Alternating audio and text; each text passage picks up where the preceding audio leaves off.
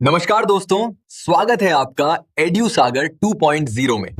अगर आप चाहते हैं कि पढ़ा हुआ सिर्फ पढ़कर नहीं बल्कि दिल और दिमाग दोनों में याद रहे, तो ये चैनल आपके लिए है। सुनकर सीखने से जानकारी ज्यादा समय तक याद रहती है और खासकर रात में सोने के बाद जो हम सुनते हैं वो हमारी मेमोरी में बेहतर तरीके से बैठ सकता है। तो तैयार हो जाइए ज्ञान की इस नई यात्रा के लिए और चैनल को सब्सक्राइब करना न भूलें। धन्यवाद। जरा एक बात सोचिए, आप अपनी छत पर आराम से खड़े हैं और अचानक आसमान से एक बहुत बड़ा, मतलब बिल्कुल विशालकाय एक धातु का बना हुआ स्पेसशिप आपकी गली में आके उतर जाए। बाप रे, ये तो बहुत डरावना होगा। है ना? और सिर्फ इतना ही नहीं, उसमें से अजीब सी कान फाड़ देने वाली आवाजें आ रही हों, भाप का धुआं उठ रहा हो। अच्छा। और सबसे बड़ी बात, वो बिना किसी जानवर या इंसान के धक्के के अपने आप आगे बढ़ रहा हो। तो उस पल मतलब आपके दिमाग में सबसे पहला विचार क्या आएगा? सच कहूं तो मेरा तो दिमाग ही काम करना बंद कर देगा। बिल्कुल। वो एक ऐसा पल होगा जहां इंसान की समझ की, मतलब जो हमारी नॉलेज है ना, उसकी सारी सीमाएं एक झटके में टूट जाएंगी। हाँ, सही कह रही हैं आप। क्योंकि जो चीज हमने कभी देखी ही नहीं, जिसकी हमने कभी कल्पना भी नहीं की, वो अचानक हमारी आंखों के सामने एक ठोस सच्चाई बन के खड़ी हो जाए। तो ये विशुद्ध रूप से अविश्वास, खौफ और विस्मय का एक मिला जुला क्षण होगा। हमारा दिमाग उस दृश्य को प्रोसेस ही नहीं कर पाएगा। बिल्कुल, और यही वो एहसास है, यही वो मनोवैज्ञानिक भूचाल है जो आज की हमारी इस गहन चर्चा के केंद्र में है। जी। तो आज का हमारा जो स्रोत है ना, वो बहुत ही संक्षिप्त है। एक छोटी सी वीडियो स्क्रिप्ट है जिसमें भारतीय रेलवे की शुरुआत के कुछ बुनियादी तथ्य दिए गए हैं। बहुत ही लिमिटेड जानकारी है उसमें। हाँ, लेकिन आज का हमारा मिशन इस छोटे से दस्तावेज की सतह के नीचे उतरना है। हमें उस विशाल रोमांच और उस खौफ को डिकोड करना है जो उन चंद लाइनों में छिपा है। बिल्कुल। तो चलिए इसकी परतें उधेड़ते हैं। हम बात कर रहे हैं 16 अप्रैल 1853 की। 16 अप्रैल 1853। हाँ, उस ऐतिहासिक दिन की जब भारत में पहली बार एक लोहे का दानव पटरियों पर दौड़ा था। ये विषय अपने आप में बहुत ही रोमांचक है ना? बिल्कुल। जब हम इस छोटे से स्रोत को गहराई से देखते हैं ना, तो हमें केवल एक मशीन के चलने की घटना नहीं दिखती। तो क्या दिखता है? हमें एक पूरे समाज के मनोविज्ञान के बदलने की गूंज सुनाई देती है। मतलब ये एक कृषि प्रधान समाज का, जहां सब कुछ खेती और जानवरों पे निर्भर था, हाँ। उस समाज का औद्योगिक युग के साथ पहला और बेहद नाटकीय आमना सामना था। क्या बात है। तो आइए सीधा उस दिन और उस जादुई सफर की ओर चलते हैं जहां से ये सब शुरू हुआ। चलिए। तो स्रोत के मुताबिक 16 अप्रैल 1853 को मुंबई के बोरी बंदर स्टेशन से लेकर ठाणे तक पहली ट्रेन चली थी। बोरी बंदर से ठाणे। हाँ, और जो दूरी तय की गई वो थी करीब 34 किलोमीटर। सिर्फ 34 किलोमीटर? हाँ।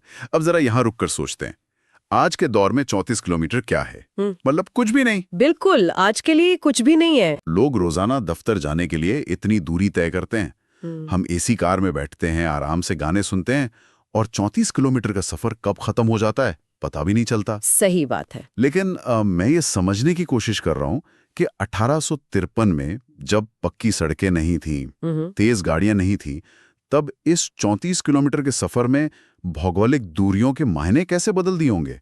मतलब उस समय के इंसान के लिए इस दूरी का असली अर्थ क्या था? अगर हम 1853 के नजरिए से देखें ना, तो उस दौर में दूरी को किलोमीटर या मील में नापा ही नहीं जाता था। अच्छा। तो कैसे नापते थे? दूरी को नापा जाता था शारीरिक थकान में, मौसम की मार में, और उस सफर में लगने वाले दिनों में। अरे वाह, ये बहुत गहरा नजरिया है। 34 किलोमीटर का मतलब था बैलगाड़ी या पैदल यात्रा का एक लंबा, धूल भरा और थका देने वाला पूरा दिन। बाप रे। और शायद बीच में कहीं रात भी गुजारनी पड़े। यानी दूरी का मतलब सिर्फ जमीन का एक टुकड़ा नहीं था, बल्कि आपकी खुद की ऊर्जा का खर्च होना था। बिल्कुल। और जब ये ट्रेन पहली बार उस पटरी पर चली ना, तो इसने अचानक उस भौतिक दूरी को सिकोड़ दिया। इंसान ने शायद पहली बार ये महसूस किया कि वो प्रकृति की बनाई हुई भौगोलिक सीमाओं से बंधा हुआ नहीं है। क्या बात है। या अपनी शारीरिक कमजोरी से बंधा हुआ नहीं है। बोरीबंदर से ठाणे का ये सफर इस बात का घोषणा पत्र था कि अब गति पर यानी स्पीड पर इंसान का नियंत्रण हो सकता है। यहाँ एक बहुत ही दिलचस्प दार्शनिक पहलू सामने आता है मेरे दिमाग में। क्या? जब ट्रेन ने 34 किलोमीटर का सफर कुछ मिनटों या घंटों में तय कर लिया, तो क्या इसने सिर्फ जमीन को सिकोड़ा, या फिर इसने समय को देखने का हमारा नजरिया भी बदल दिया? ओहो, ये एक बहुत ही शानदार विचार है ना? हाँ, दरअसल ट्रेनों के आने से पहले समय एक बहुत ही स्थानीय या कह लें कि लोकल चीज हुआ करती थी। लोकल चीज मतलब हर गांव, हर शहर का अपना एक लोकल टाइम होता था जो सूरज की स्थिति से तय होता था। अच्छा। अगर बोरीबंदर में दोपहर की 12 बज रहे हैं तो हो सकता है ठाणे में घड़ियों का समय थोड़ा अलग हो। अरे हाँ, क्योंकि सूरज की रोशनी का कोण अलग होगा। बिल्कुल, और किसी को फर्क भी नहीं पड़ता था क्योंकि कोई भी इतनी तेजी से एक जगह से दूसरी जगह जा ही नहीं सकता था कि समय का ये अंतर कोई मायने रखे। समझ गया। लेकिन जब एक मशीन इतनी तेज रफ्तार से दो जगहों को जोड़ने लगी, तब तो समय का सटीक होना जरूरी हो गया होगा ना? एकदम सही। जब ट्रेनें आई तो एक नया कॉन्सेप्ट पैदा हुआ जिसे हम आज स्टैंडर्ड टाइम या मानक समय कहते हैं। अरे वाह! अगर बोरीबंदर और ठाणे की घड़ियां एक साथ नहीं मिलाई गईं तो सोचिए क्या होगा। ट्रेनों की आपस में टक्कर हो सकती है। बिल्कुल, टक्कर हो सकती है या पूरा शेड्यूल बिगड़ सकता है। तो इस 34 किलोमीटर के सफर ने सिर्फ भूगोल को ही नहीं बदला, बल्कि इसने पूरे समाज को समय की एक नई सख्त परिभाषा में बांध दिया। उस दिन पटरियों ने सिर्फ शहरों को नहीं जोड़ा था, तो किसे जोड़ा था? घड़ियों को भी आपस में जोड़ दिया था। उफ, ये सच में दिमाग को झकझोर देने वाली बात है। मतलब समय और दूरी की पूरी परिभाषा ही एक झटके में बदल गई। हाँ, एक ही झटके में। लेकिन इस बदलाव को हकीकत में बदलने वाली जो मशीन थी ना, वो और भी ज्यादा हैरान करने वाली है। बिल्कुल। हमारे स्रोत में एक बहुत ही खास जानकारी दी गई है। इस पहली ट्रेन में कुल 14 डिब्बे थे। 14 डिब्बे? हाँ, और इन 14 डिब्बों को खींचने के लिए एक या दो नहीं, बल्कि पूरे 3 भाप इंजनों का इस्तेमाल किया गया था। 3 विशालकाय भाप के इंजन जो एक साथ काम कर रहे थे। हाँ, और यहीं पर मुझे एक बात खटक रही है। क्या? चलिए इसकी थोड़ी चीरफाड़ करते हैं। सिर्फ 14 डिब्बे, मतलब आज के समय में तो एक अकेला डीजल या इलेक्ट्रिक इंजन 25 डिब्बों की लंबी पैसेंजर ट्रेन को बड़ी आसानी से खींच लेता है। हाँ, वो तो है। तो क्या 1853 की तकनीक इतनी कच्ची और कमजोर थी कि उन्हें सिर्फ 14 डिब्बों के लिए 3-3 इंजन लगाने पड़े? ये सोचने वाली बात है। या फिर इसके पीछे कोई और वजह थी? हाँ। जैसे शायद अंग्रेजों को ये डर रहा हो कि अगर पहली बार में भारत के लोगों के सामने ट्रेन बीच रास्ते में रुक गई तो बहुत बेइज्जती होगी। हाँ, क्या ये कोई शक्ति प्रदर्शन था?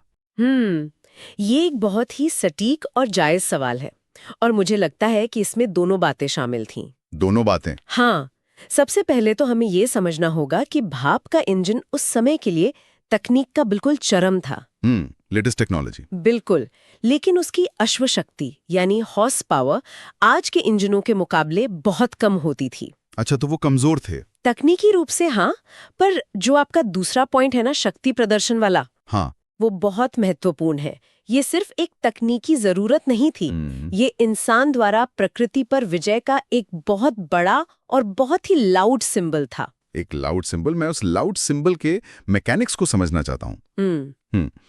हम बार बार भाप का इंजन कहते हैं, लेकिन वास्तव में आग और पानी मिलकर भारी लोहे को कैसे खींच लेते हैं? ये बहुत ही दिलचस्प प्रक्रिया है। मतलब जो लोग तकनीक के बैकग्राउंड से नहीं हैं, उनके लिए समझना थोड़ा मुश्किल होता है कि ये कच्ची ऊर्जा आगे बढ़ने वाली गति में कैसे बदल जाती है। चलिए इसे बहुत ही सरल तरीके से समझते हैं। हाँ, बताइए।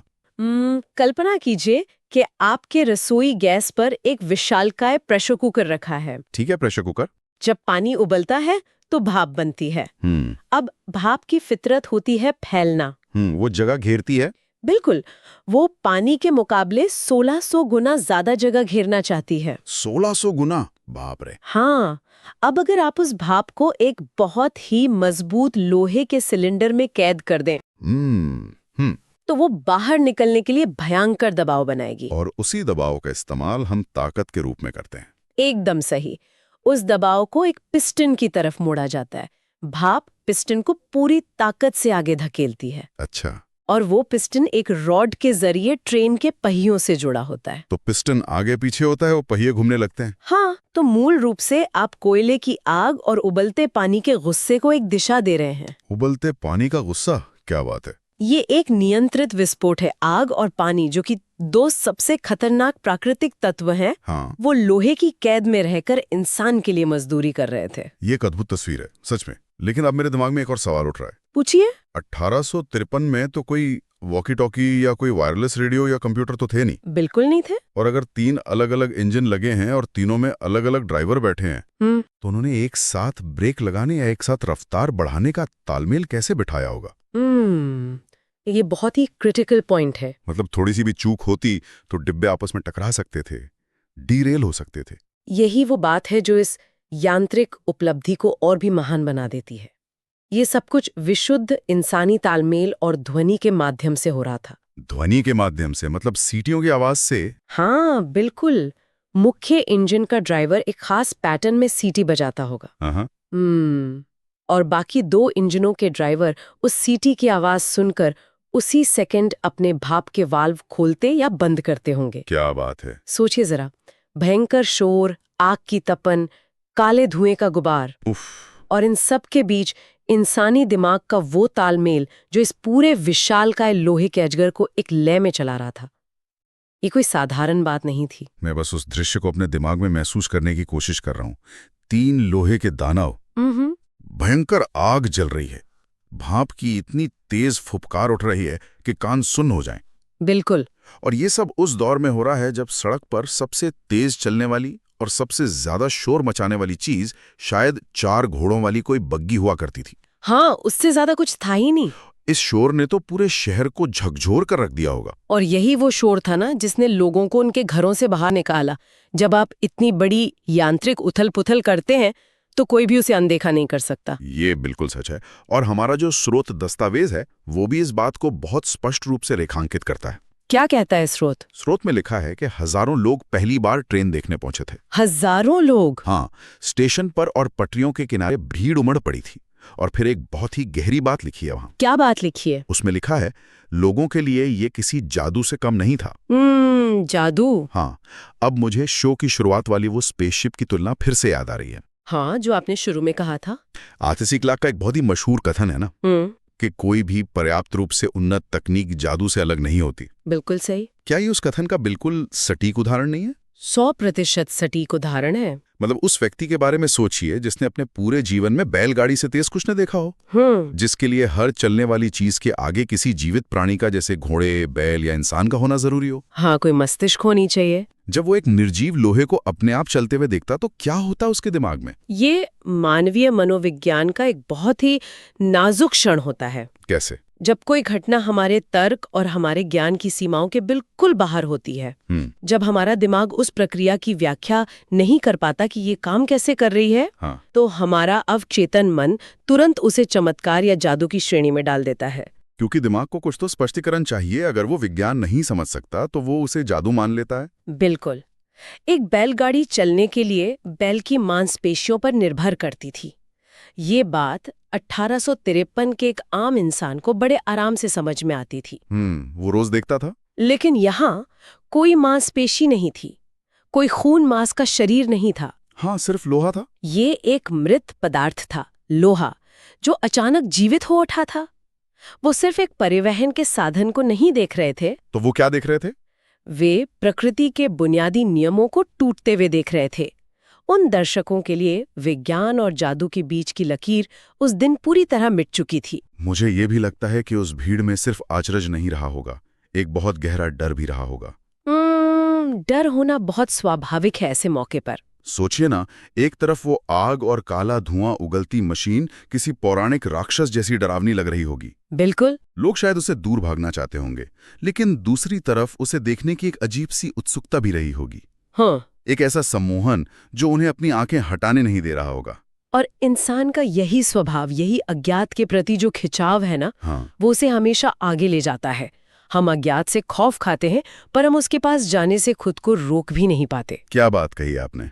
जो लोग उस दिन बोरीबंदर या ठाणे के बीच पटरियों के किनारे खड़े थे, वे शायद इस बात से पूरी तरह अनजान थे कि वे जिस जादू से डर रहे हैं और रोमांचित हो रहे हैं, वो जादू आने वाले समय में उनके बच्चों और उनकी आने वाली पीढ़ियों के जीवन के हर छोटे बड़े पहलू को बदल कर रख देगा। और ये विचार हमें हमारे स्रोत के अंतिम और शायद सबसे प्रभावशाली हिस्से की तरफ ले जाता है। कौन सा हिस्सा? स्रोत स्पष्ट रूप से बताता है कि यहीं से, इसी 34 किलोमीटर के सफर से भारत में रेलवे की शुरुआत हुई। हाँ, ये तो ऐतिहासिक सच है, जो आज दुनिया के सबसे बड़े रेल नेटवर्क में शामिल है। बिल्कुल। चलिए थोड़ा इसका भी विश्लेषण करते हैं। उस एक दिन के प्रयोग ने, उस एक छोटी सी लाइन ने एक ऐसे विशाल नेटवर्क का बीज कैसे बो दिया जो आज पूरे उपमहाद्वीप की धड़कन बन चुका है। ये एक बहुत बड़ा सफर है। आज हम हजारों ट्रेनों की बात करते हैं, लाखों किलोमीटर की पटरियों की बात करते हैं, जहां करोड़ों लोग रोजाना सफर करते हैं। उस 34 किलोमीटर से लेकर इस अनंत नेटवर्क तक का ये सफर क्या दर्शाता है? ये इस बात को दर्शाता है कि किसी भी तकनीक का असली मूल्य उसके आविष्कार में उतना नहीं होता। अच्छा, तो किसमें होता है? जितना उसके विस्तार में होता है। तकनीक तभी सफल होती है जब वो आम लोगों के जीवन का हिस्सा बन जाए। बहुत सही बात है। 1853 का वो 34 किलोमीटर का प्रयोग कोई अंतिम मंजिल नहीं थी, वो सिर्फ एक दिशा का निर्धारण था। उस एक सफर ने ये साबित कर दिया कि ये भारी भरकम तकनीक ना सिर्फ काम करती है, बल्कि ये आर्थिक और सामाजिक रूप से संभव भी है। यानी वो 34 किलोमीटर सिर्फ जमीन पर बिछी पटरियों का सफर नहीं था। वो एक नए युग में प्रवेश करने का प्रूफ ऑफ कॉन्सेप्ट था। बिल्कुल सही शब्द इस्तेमाल किया आपने, प्रूफ ऑफ कॉन्सेप्ट। हाँ, जब एक बार ये विश्वास स्थापित हो गया कि लोहे के इस दानव को नियंत्रित किया जा सकता है, तो फिर इसके विस्तार को कोई नहीं रोक सकता था। उस एक दिन के प्रयोग ने बाद के दशकों में पूरे देश के भूगोल को फिर से परिभाषित कर दिया। अर्थव्यवस्था को भी बदला होगा। बिल्कुल, इसने अर्थव्यवस्था के तरीके बदल दिए।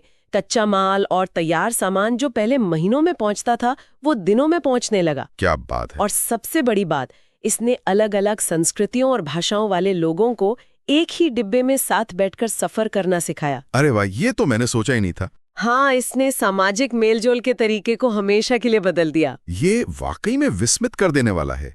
मतलब जब हम स्रोत की उन कुछ पंक्तियों को सरसरी तौर पर पढ़ते हैं ना, तो लगता है कि ये सिर्फ एक परिवहन के शुरू होने की सूखी सी ऐतिहासिक जानकारी है। एक तारीख है, एक दूरी है। हाँ, बस फैक्ट्स लगते हैं। लेकिन आज इस गहराई से पड़ताल करने के बाद वो 16 अप्रैल 1853 की तारीख एक बहुत बड़े ऐतिहासिक और मनोवैज्ञानिक विस्फोट की तरह नजर आती है। बिल्कुल, एक ऐसा दिन जिसने भारत की नब्ज की रफ्तार को हमेशा के लिए बढ़ा दिया। और यही कारण है कि इतिहास को कभी भी सिर्फ तारीखों या आंकड़ों के चश्मे से नहीं देखना चाहिए। सही कहा। सतह के नीचे उतरना हमेशा जरूरी है।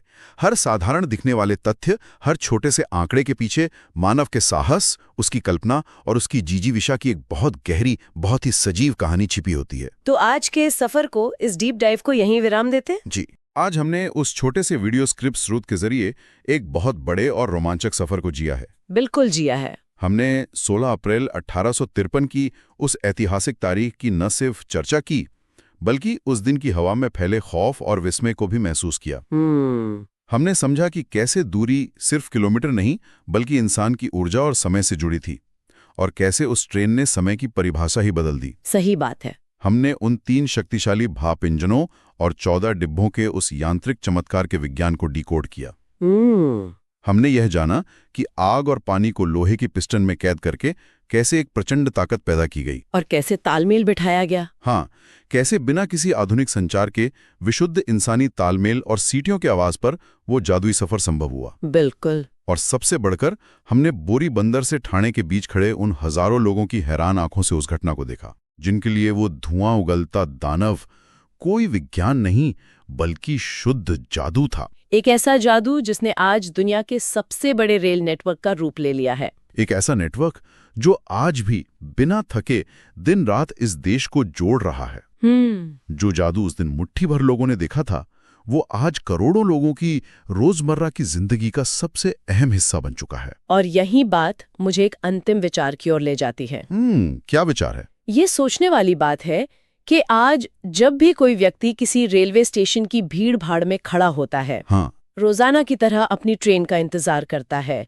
या अपने आसपास कोई भी नई विशाल तकनीक देखता है, हाँ, तो वो उसे कितनी आसानी से सामान्य मान लेता है। हमारे लिए आज ट्रेनें कोई अजूबा नहीं है, बस एक जरूरत है। बिल्कुल, हम तो ध्यान भी नहीं देते। लेकिन क्या हमने इस रोजमर्रा की भागदौड़ में उस तकनीक के पीछे उस जादू को महसूस करना छोड़ दिया है? ये एक बहुत गहरा सवाल है। उस दिन 1853 में असली जादू सिर्फ उस लोहे की मशीन या भाप के दबाव में नहीं था। असली जादू उस अदम्य विचार में था, इंसान की उस सोच में था जिसने उस 34 किलोमीटर के सीमित सफर को आज के अनंत किलोमीटर के उस नेटवर्क में बदल दिया जो कभी नहीं रुकता। क्या बात है। तो अगली बार जब किसी नई तकनीक का स्पेसशिप हमारे सामने उतरे तो शायद हमें बस कुछ पल रुककर उस जादू को अपनी आंखों में फिर से महसूस करने की जरूरत है। आज के लिए बस इतना ही, फिर मिलेंगे।